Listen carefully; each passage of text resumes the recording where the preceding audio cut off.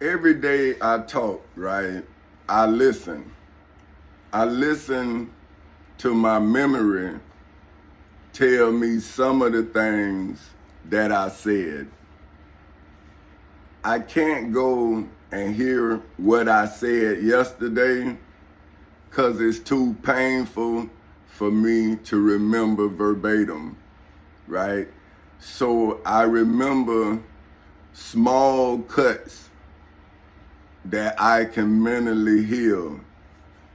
See, this is what I was saying yesterday about I'm so sad for what I've lost that I'm so, and I'm so happy for what I've learned, which is what I've gained, that I'm balanced. See, and that's what I'm trying to get people to understand, that this is not for you, because I'm talking about you. And I'm reading it in the Bible and the Quran. See, because you are my stumbling block now. See, you are the reason. If I was Moses, then this generation, which is 15 years old, has stolen 15 years from this generation. But you wasn't born in the freedom. See, I understand that. That's what I'm telling these kids that's 15 years old. See, my freedom was only 4.5 years older than me. I was born in 1969, January. We got our freedom as a people July 2nd, 1964. See, and that's a significant date in the history of black people, but we know nothing about it in 2023. So that's why I'm doing these are seminars. See, this is not a YouTube video, it's just on YouTube. See, you can put it on any platform. I'm just trying to get it in your home, like I was trying to get the books in your home. See, but the devil's stealing everything. So I'm not talking to the devil, I'm talking through the devilment. See, so this is what I'm saying. This is why this is like a class. But see, I'm also showing you how the devil wastes time. See, this is against the law as well as the Bible. See, this is me wasting time, right? But see how I waste time? I teach my children, right? Because I've never stopped being the father of Tamika Rayshawn Castle. I never stopped being the father of Tommy Chancey Castle Jr. And I never stopped being the husband of Benita Elaine Epps Castle. See, because that's my job. See, that's what I'm telling a father who coming from a father, who coming from an absent father. Because my father used to tell me his pain of not having a father, when I guess he was because I had the conversation with my son when it was getting too rough. And he came and he had to talk with me when he was telling me about his father. And his father wasn't there. He would come in and then leave and come in. And he said, but I still love my father. And I guess he was saying, but you don't love me. But I'm saying, well, you know, Daddy, in your sickness. And then he get mad. See, that's what I'm saying. Like, I could talk to my mother like I could talk to my daughter. But I couldn't talk to my father like I couldn't talk to my wife. So that's what I'm telling my wife. Like, I'm saying, listen, I have dealt with this before. I was just a child. So nothing in my life changed. See, nothing. I always had to compartmentalize my life. So I had to deal with school and all that came with it. Then I had to come home and deal with a damaged father that didn't know his father and didn't know how to be a father, but he knew how to be a good friend. But my mother knew how to be a mother, and she explained my father to me. So now that I'm a father, I can feel compassion for my father, because now I'm like him. See, before I was being like my mother, but it looked like I was being like my father-in-law. See, what I'm saying to people, I'm saying, well, I met my father-in-law when I was like 16.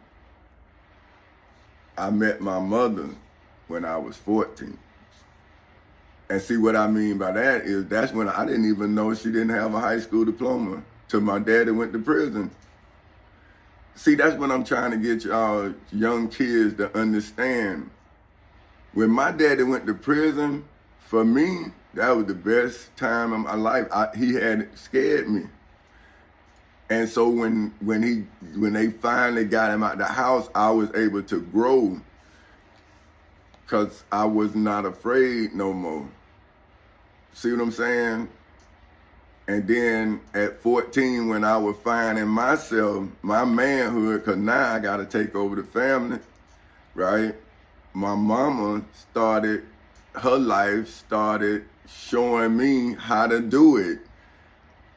See what I'm saying? Because I'm watching, I'm 14. So I'm watching her. And I'm like, she's like, yeah, I don't have a high school diploma, so you got to watch your brother. I got to get my GED. So she explaining the movie to me, like, and I'm watching. See, I'm there, I'm watching it. And then she got a GED, and then I got to go to school, see? And then she went to a technical school, Manpower, and she learned electronics. And then she got on at Pesos. We started doing a little better.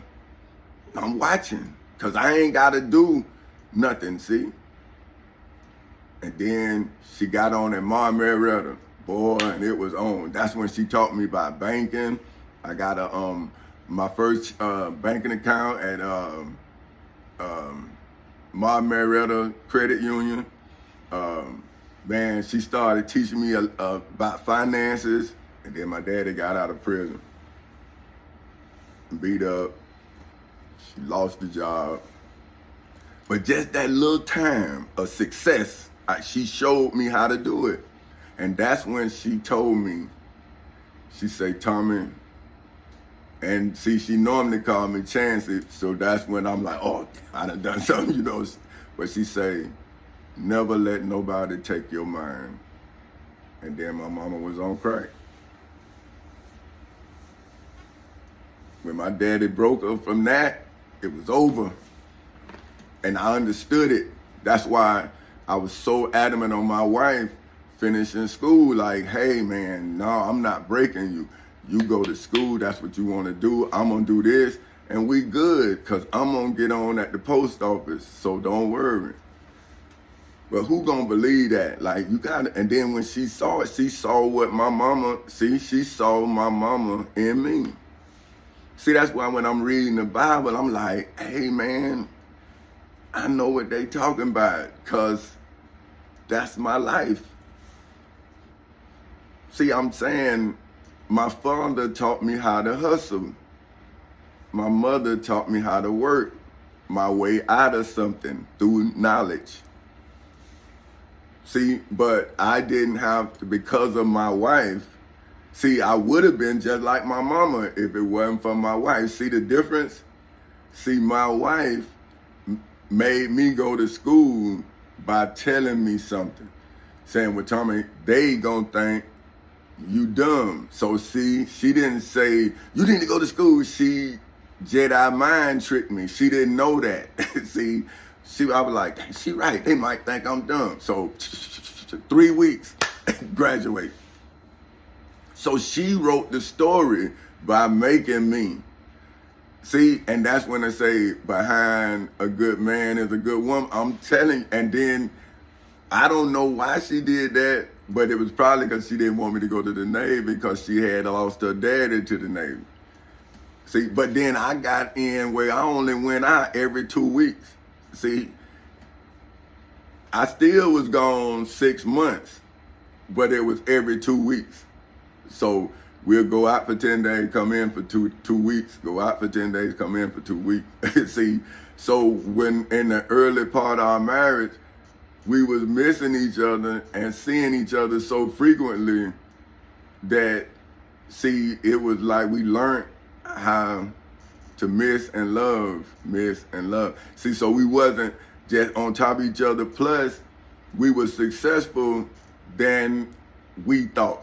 See what I'm saying? Like, what it was supposed to be was I was supposed to be bringing her down, not working, smoking weed, playing video games. That was the scenario in everybody's mind because of high school.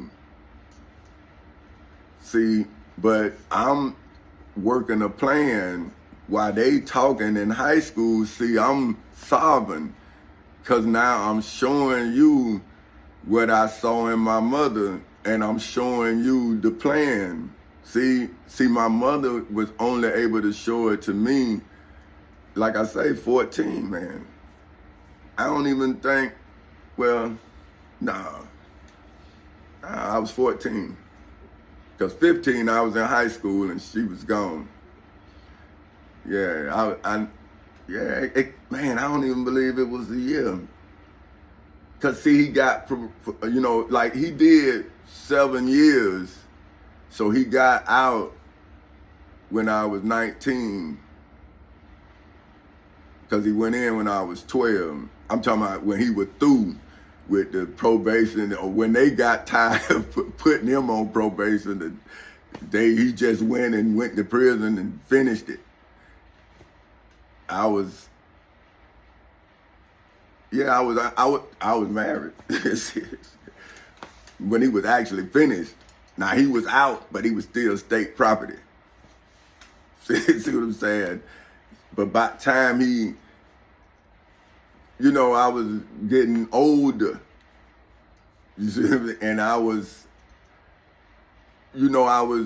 becoming a man, and he missed it because he was in prison, and he kept trying to act like I was 12, and I was like, man, I ain't 12 no more.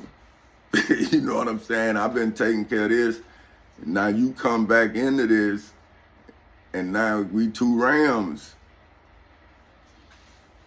And see, then people say, well, honor thy mother and father. I'm saying, well, how can I honor my father if he's not honorable? I can't let him break me. See? But see, that's what I'm saying. What is right? What is wrong? If you got to survive it all, right and wrong. See? But what I'm saying to children is, my mother showed me how to become right. And I'm showing y'all how to stay right through it all. Because what you do is the only thing you accounted for.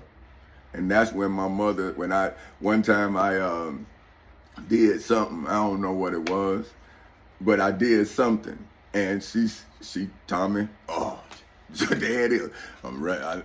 I ain't even going, I'm coming slow, because if you're going to get a whooping, you might as well get a good one. You know, that I ain't going to rush to it. You feel? So that's what I'm saying. Like, when I see my kids, I saw myself, and it was funny.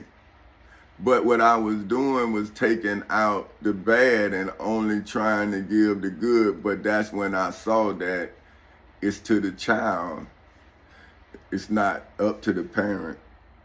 Because see, Tamika, she had it tough too, but no, that's when she said that to me. She say, Daddy, I just didn't, I took it different, or something she was saying. And I was like, what you talking about, girl? I gave you everything, but not at the beginning. See, that's what little Tommy don't see. See, Tamika saw it all. So she know ain't no favoritism in her daddy, not when it come to learning. see, ain't no favoritism, because I taught her the same way I taught her brother, but the difference was her mama wasn't there. It was just me and her father and her. So we had already went through this when she was a baby. Oh, dog, we passed the time. All right.